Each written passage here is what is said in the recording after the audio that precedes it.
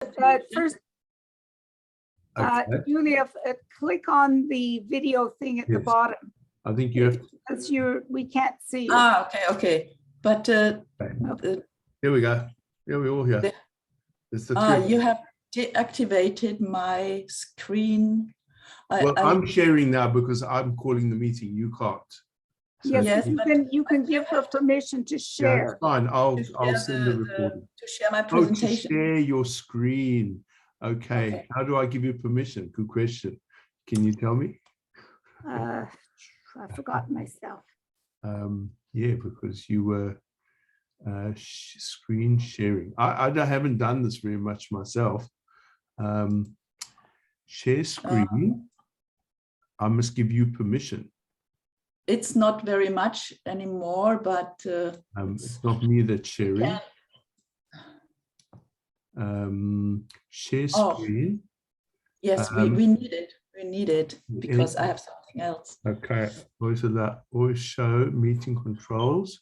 Show my. Can you see anywhere where it is for me to? I can just see it at the bottom, but I can't see where I give you permission. Enter. Oh goodness gracious! It was my problem. Yeah. Well, what you can do is you can start a new meeting. We can all come back to your meeting. Yes. I don't know what happens if you click on participants. I don't know this myself.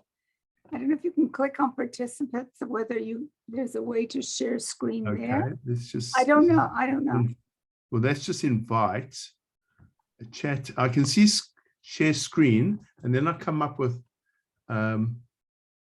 You can see my screen. Okay, so which is whiteboard desktop. I can't see your screen here. That's I know if I click on share screen now, it says host disabled participant screen sharing. Yes, that's what. Well, maybe if I just press share, what does happen then? Anything? No. Oh, yes, something shows I see up. yours. I can settings. Hold on. I can see yours. Yeah. I'm screen sharing, but I don't want to share my screen. Oh, hold on. That's my share. Okay, we're back.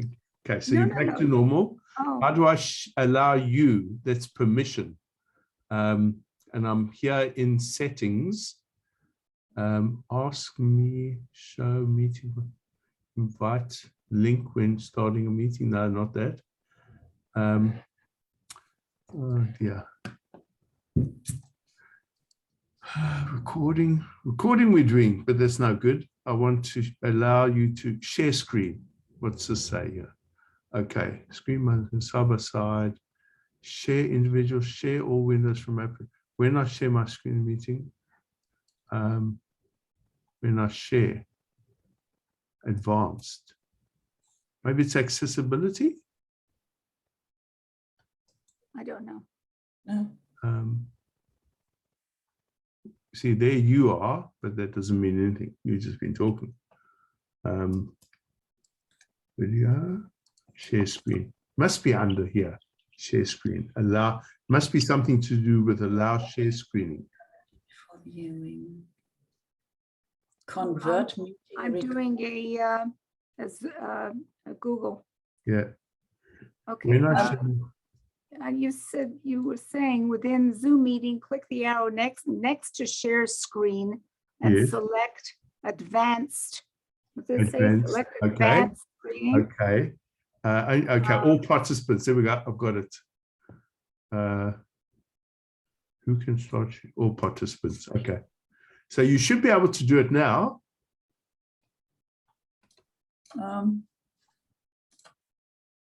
Just try it. Okay. Do you see it? Yes, it says you start. Yes. Wow. We're back. Thank you, Madeleine. You were excellent. What a I don't know. Okay. Really. So the bad news is that we've wasted 5 minutes on that. So we've got 35 minutes. Then we can do another meeting. How many slides, Julia? I have only, this presentation is only 4, but I want to show you about the. We've got time. Just keep going, and if we run out of time, we'll start another meeting. Fine. as long as you don't have to go somewhere. I don't. Make an international project from it. Do I understand you right? Yeah, well, you keep going on what you want. She's saying about your idea to make it more of an international Yes, so project. we can discuss that afterwards. Are you finished? Okay, You're not finished I yet. finished this, and then we talk about that. Okay, but now I come to Madeleine, your work. Madeleine helped me so.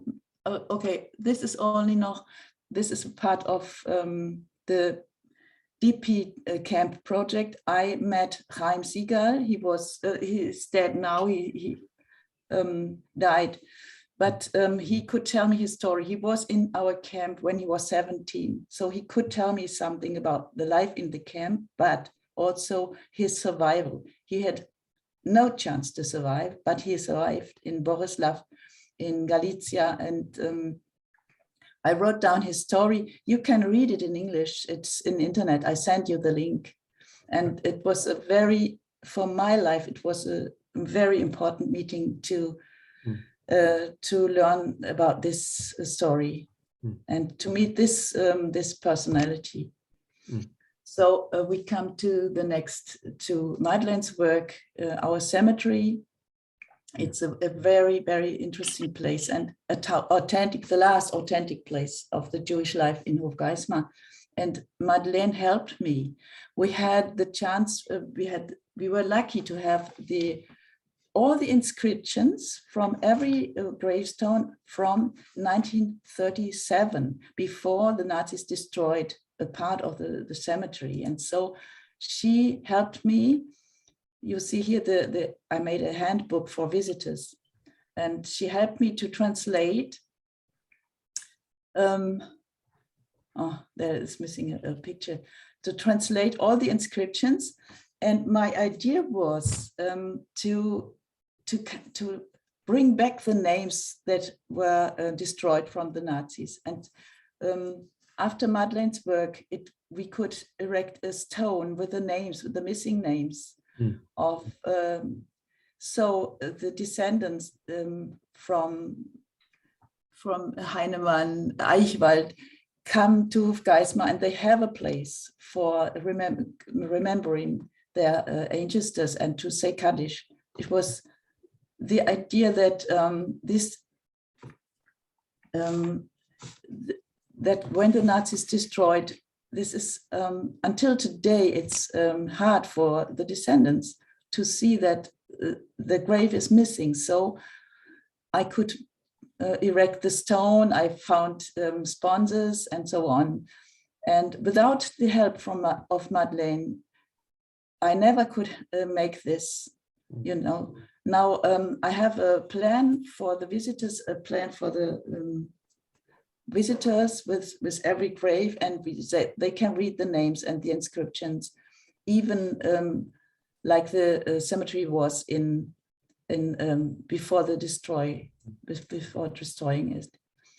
And then I developed a project for children to explore the Jewish cemetery in 10 stationen, 10 places, stations.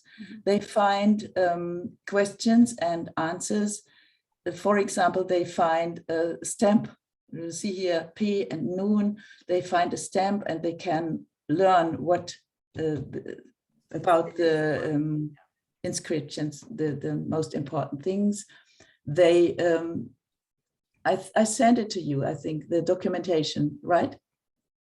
Yes, I think so. But you haven't corrected the one stone where you said the woman is musical. So we had that discussion. Okay, but we can, if you want, we can talk about it. Yes. So I come to the end of this presentation. This is my book about this town. It's a guidance through our town, to the Jewish houses, to the place of the DP camp, and yes, this is one. So, okay, this is the end of this presentation. And So So, just to mention what Julia was saying is that there was a person, what was this, Baruch Wormser, I think was his name, a Yes. man who had the foresight in 1937 to go into the cemetery and handwrite what he saw on the tombstones. Mm. So it was his hand printed document that Julia sent me, and she asked me to read what his printing was to be able to decipher who was buried there. And then she was able to, make the match to the stones. So question is, has any of this work been presented to Jobo, which is the... Joe Bart? Yes. Actually, I don't think so. That's an interesting point. Julia, that's a project in Jewish Gen. You're familiar with the databases, the website jewishgen.org. yes, I know, yes. Okay, so JOBR, J-O-W-B-R, is an acronym that stands for Jewish Online Worldwide Burial Registry, JOWBR. And so people send in the collections of records and or pictures of tombstones, if they exist, of people who were buried and died all over the world, So Eli's asking if this was ever sent to JOBR, but if not, then we could work on sending that in as well. Oh, I mean, aside from, whatever else, I did not think of doing that myself, but it's a good point. Yes, the question why I asked it is if Julia is going to get to the point, and she hasn't got much time, she's got 3 weeks, she wants to submit a proposal for an award, where there is funding, the 2 awards, which we on the committee, we know each other from before, but I asked for Madeleine to be on my committee, but it would be very appropriate to do something which includes Jobo, because we have to remember that for us as the committee to assess it, it actually has to have a connection with Jewish Gen, and Jobo has, very much so. You with me? So so what we need to do is I need to send you, and you need to read the rules of the awards classification, because if you want to apply for something and you're doing Christian cemeteries, it's not relevant to a Jewish Gen. You know what I'm saying? It has to have some focus where we can. But Eli, it's a very small amount of stones. I've forgotten exactly, Julia, 40, 50 stones or less than that in the cemetery. But it's part. no, 130. Oh, really? I'm sorry. Okay, but it's just part. It's part of your project, which is fabulous across the board. So what I'm saying to you is, last week I met with the German honorary consular here. So she's interested in your work. We've got different legs to it, right? So we just got to make sure that there's something that connects with the Jewish Gen side of things, or with IRGIS. I don't want to get too complicated in the technicalities, but it can't be, as judges, it can't be extraneous to what we have to judge on. To try and get you that funding, I'm saying what you're doing, and if we do something with the German honorary consul and they go to the ambassador, which we spoke about last week, and the ambassadors get together and they love what your project is, and let's expand it globally, that's one issue, yes, which is really through the German diplomatic corps, the federal government of Germany. Jewish Gen and IRGIS do something else, which is maybe just a small bit of it. But your project's of interest in lots of different areas. That's what I'm saying. I'm just saying a technicality of applying for an award and winning something, it has to fit. But we'll talk about it. I'll send you information on that. You can see whether, how that fits. But what I've seen so far is quite impressive. You know that. And from my point of view, what's even more impressive is that you've connected with this community in Scotland of a survivor of the Kinder transport, And I think that's very important as well. I'm just talking about from a global point of view. Whatever you do in your town is of importance, but you've got to look at it. If some kid in Australia wants to read this in school, it might have no relevance to them. It's just too much detail, yet the philosophy behind what you're doing is very important. So that's, I think the way she has provided, how shall I say,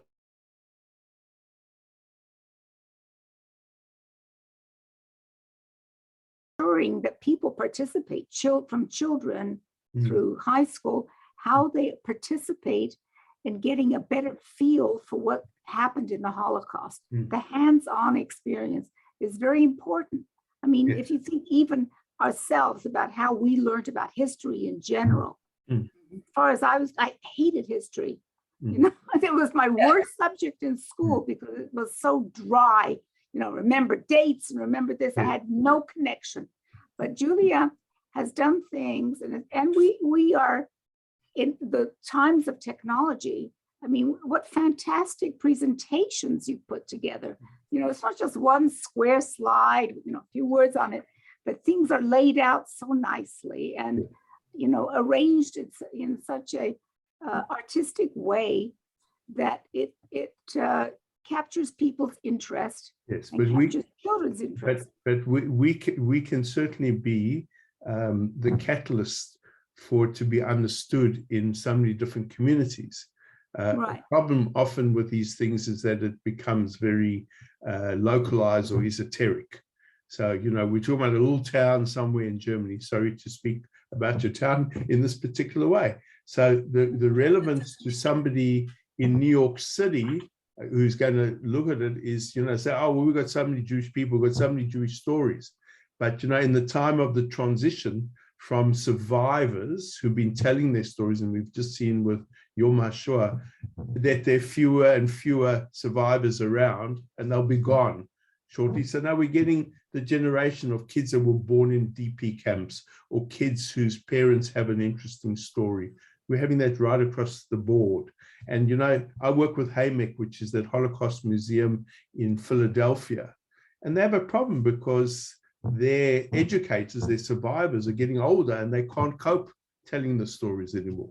So this might be very much the new world, but coming from a different perspective of within Germany and within educators in Germany, telling the story of the Jewish people before the Holocaust and of the people who survived by going on kinder transports and then connecting back with their cities. We're talking about connecting. That I think is what is very important. And that's the way I see things. So sorry, I'm going on a bit, but it's very relevant to people who are going to look at this and see how whether they want to give money, like the German government. Does the German government in Australia, ambassador, say, hey, I think this is a great project to share with German expats all over the world, okay?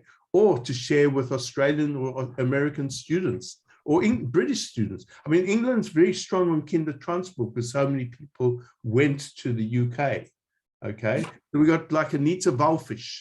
I think she's the last survivor of Theresienstadt. She's very high profile. You know, she's a world famous, what's she, a cellist, I think. Her daughter-in-law, who's not Jewish, is a violinist, okay? Elizabeth Walfish, her name is.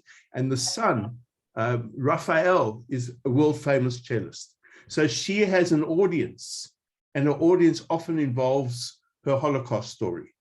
So we have to find an audience for this that relates. And I think, with all respect, German people who are out there, like my honorary consul and the ambassador, are looking for these kind of connections.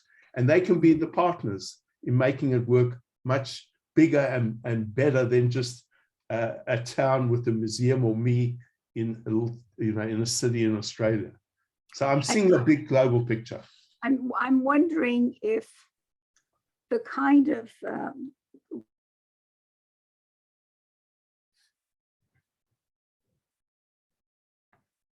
communities on how to create this communication, this connection with children in general, you know, like step one, find out, how many people, how many Jews once lived in your town. The certain steps that they may be able to follow to create materials or workbooks or something that eventually involve and connect children or young people with what happened in the past. As you're saying about, these people are dying off here in the United States, or at least here where I live in Los Angeles, one woman for now has done one of these holographic things where, I don't know, they asked her 1,000 questions, and so that anybody who can, talk to this hologram can get responses. So this is something new. I mean, I'm not suggesting that. And it's high tech and it's fancy. I think at the end of the day, the stories of Dorit, and I've just bought the book, by the way, I haven't seen it, but it's coming, a secondhand book, dog-eared books coming to me in a few weeks' time. But I'm interested in the way she wrote the story, and I've just sent you earlier on before we started 2 videos of what I found on the internet. There must be many more out of Scotland. Okay, and I think that's the form of communication that people today need to look at. And it's not necessarily going into a museum. That's a localized thing in your town. But if you're taking globally, we can't come to your museum. It's not going to happen. People don't go to Yad Vashem. The world's changed. So we need to look at it on an online virtual world. Carry on. We're debating it. Julia, what do you think? I'm thinking just a lot, because one thing is to share the educational conception of my projects to other educators. The other thing is the idea to have a joint project with children, and this book is very appropriate for younger children to understand, to be excluded, to losing home, to losing parents. And just now, it's actually a big talking point for even younger children. It's the war in Europe. Yeah. And to combine the real story of little Dorit with the illustrating her stories as an author when she was an adult.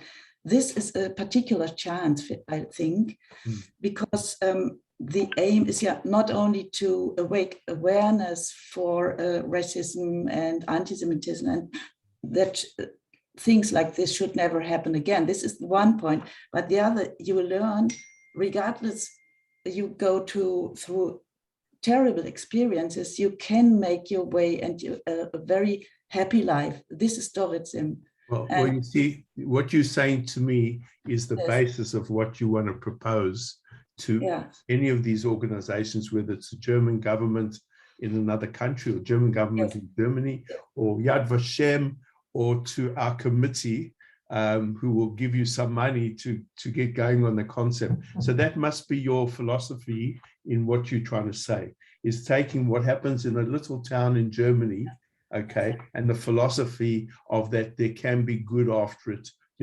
when people understand in the world of the Ukraine and Russia and all this nonsense that's going on, okay, that's what I think you need to, if you want to get going on it, is to make a strong theme. Yes, but a precondition is to write down a professional teaching unit for educators and exact educational and didactic and methodic instructions. Yes. And the technical instructions for making this Leporello, this book, this, I don't know, fanfold.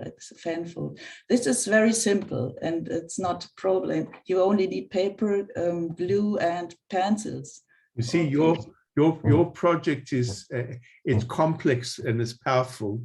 I can tell you that I've got, it wasn't my work, but it's because I got it involved, is in Melbourne, Australia, where, the biggest amount of Holocaust survivors actually outside Israel, live in Australia, but Melbourne specifically. A woman about 5 years ago made a video, and she's a child of a Holocaust survivor, this lady, and she made a video of an Aboriginal man. I'm going to send it to you. It's called Ties That Bind, talking to a Holocaust survivor from Radom in Poland. And it's a 9-minute film or video, and they talk to each other. And the Aboriginal man tells him about his story and of his grandfather's story of being abused as an Aboriginal child because many people were killed. And then the Holocaust survivor, of course, saying of his 200 family, like 3 or 4 survived. And at the end of their conversation, they understand each other, they empathize with each other's stories. One's Holocaust and one is Aboriginal. And that's exactly is transferring it to another world.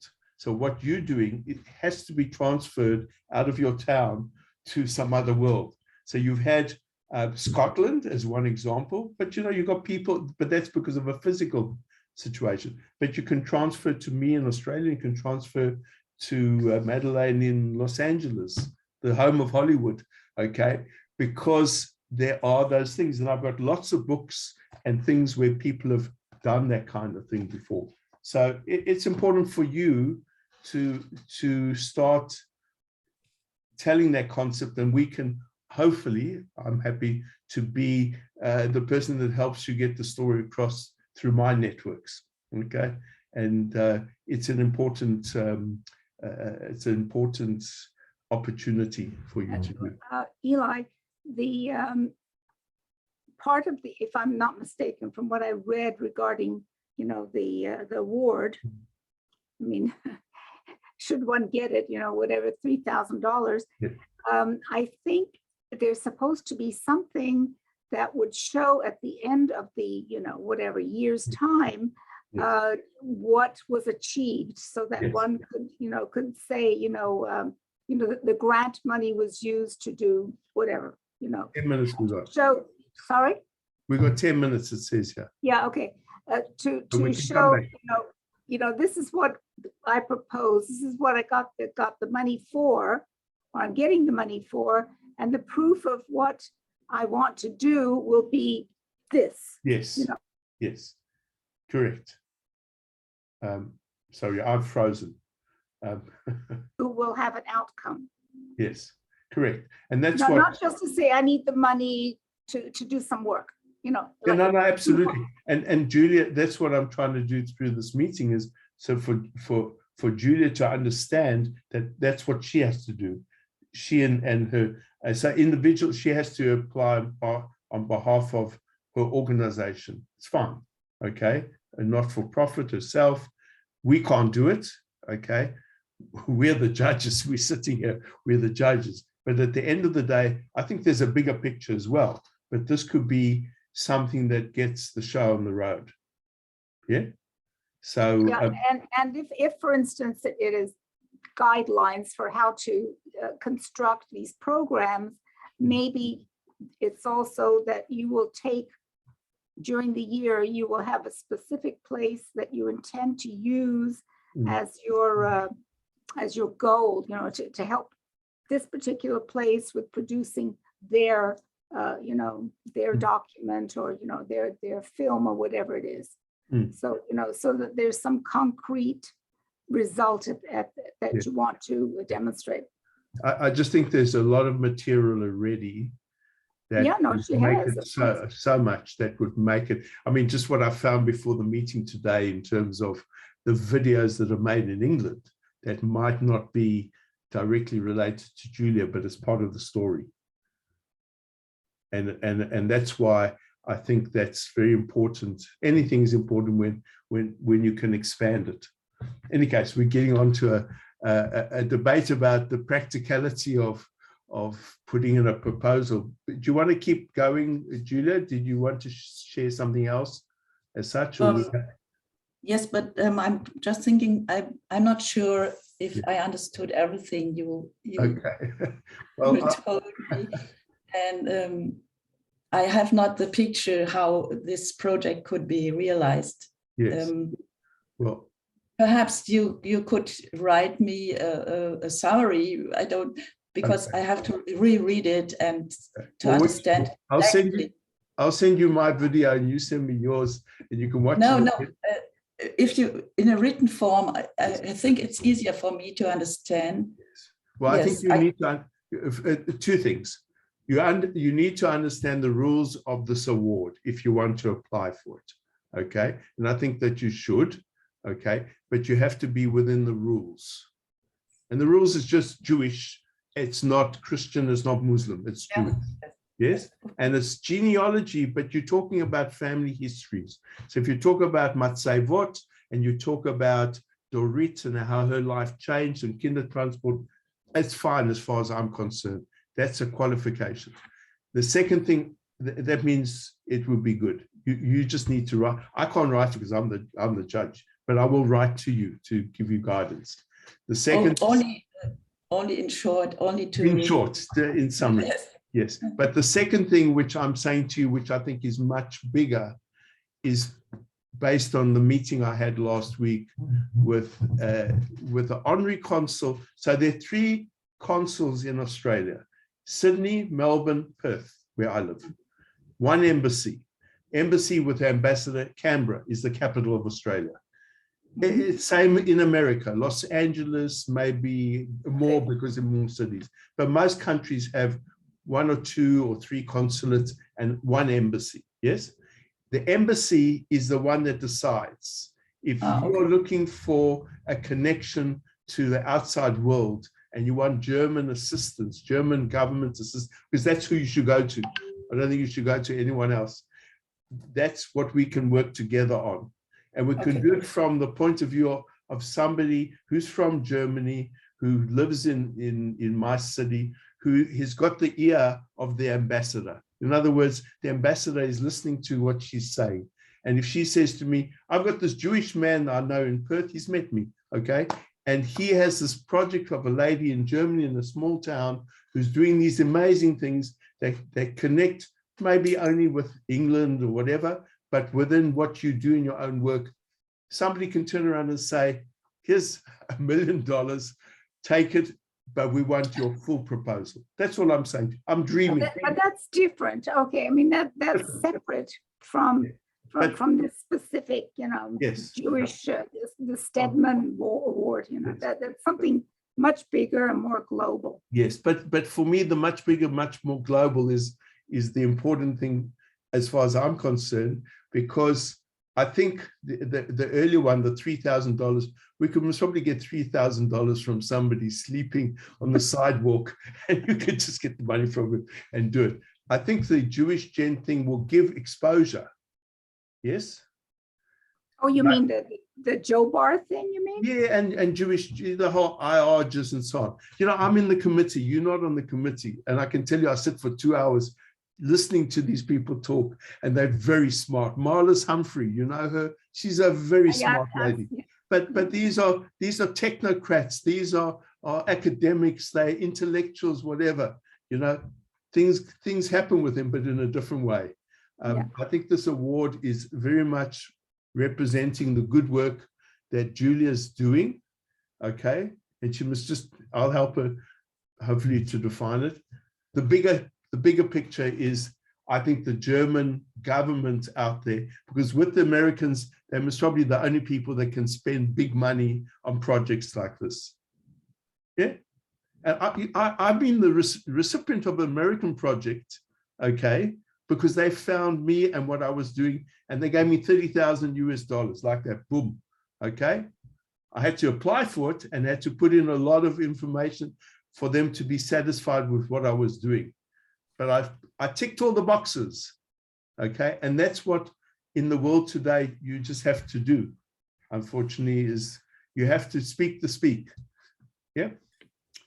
So Julia, that's my bit. Madeleine, do you agree with me or you disagree with me in a way? No, I could see what you're saying. I'm just, I do not have the ear of any German consul here. I'm sorry. And but I'm thinking there's also, I don't know whether it would make sense. Maybe it would be, Julia, I don't know. I guess you can join jewishgen.org, or maybe you already joined. It doesn't cost anything. Yes. But there's also a special interest group, the German special interest group, JERSIG, SIG special interest group. Roger Lustig, I think, is the one maybe Right. who runs that. That's right. So I think perhaps she should get in touch with him as well. Yes. You know, yes. at least as some advocate for her too. Yes, absolutely. I'm not against that, although I think that she'll get far more mileage if we can just sit down. The next step, I'll send the rules and I'll say this is what I think the judges will be looking for. Because Okay. at this point of time, I don't know who else is going to apply. Yeah, I know.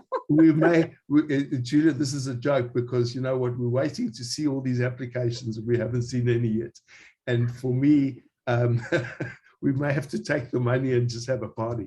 Yeah, Eli, you and I are trying to stack the thing by getting Julia involved. I mean, the third person doesn't know about our stuff here. Well, okay. I see one problem. Yes. All this needs time. Yes. And I'm very, very busy. Yes. So, how do you think when should we be ready? No. Okay. So the application, if you want to do the award, you don't have to do the award. It's fine. We're getting together because of your work with Madeleine, and I'm impressed with what you do. I've now spent $14 on a used book, which I'm going to get Dorit's book. So, you know, it's all happening. We're making the economy of the world move. Okay. But from your point of view for the award, it's 3 weeks. It's just under 4 weeks time. An application has to be filled out. Okay. I'll send you what the rules are, and you can look at it with me and see whether you feel you want to fit in with that. I'm not, you know what, if nobody puts up their hands or whatever, life is life. That's how it is. If you can't do it, if it's too much